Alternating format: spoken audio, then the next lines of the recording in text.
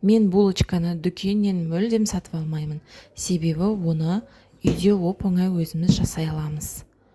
Видеоның соңына дейін қарасаңыздар, қалай жасалу керек екенін көрсетемін. Ыстықтау сүтімізге қантымыз бен майымызды салып араластырамыз. Сүтіміз тым қатты қайнаған, ыстық болмау керек. Ашытқының құрамын бұзады, сондықтан қол күймейтіндей ыстық болу керек.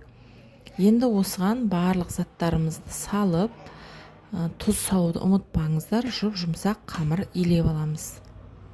Ең соңында мен сияқты кішкене сұйық май құйып араластырып жіберсеңіздер болады. Қолға жабыспайтын жұмсақ қамыр шығуы керек.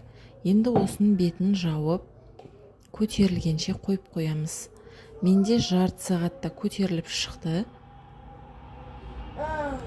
Қатты көтерілгенін күткен жоқпын, себебі енді осыны формаға келтіріп, одан кейін тағы да көтерілуге қойып қоямыз.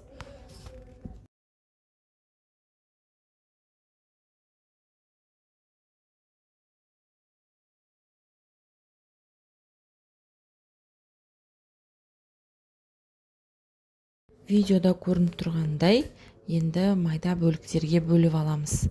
Мен 100 граммнан бөліп алдым.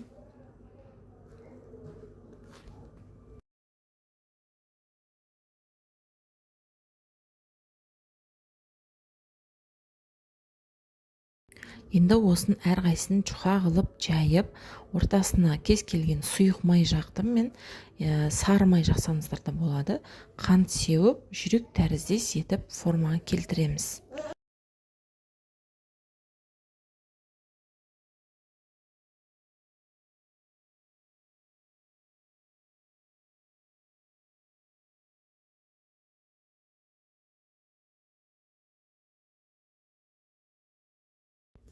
Булочканың ең басты фишкасы осы 1 сағат демалуға қойып қоясыздар. Осы әп-әдемі болып көтеріледі, тура осындай болып. Егер бұны жасамасаңыздар, нан сияқты қатып қалады. Міне осымен булочкаларымыз дайын. Бұл керемет рецепт, қайталап көріңіздер. Егер ұнаса, осы видеоның астына комментарий жазып, лайк басып қойды ұмытпаңыздар. Менің каналыма жазылып алыңыздар. Келесі жолы бұдан да күшті видеолар түсіремін. Менің видеомның соңына дейін қарағандарыңызға рахмет. Жақындарыңызды қуантып қойды ұмытпаңыздар.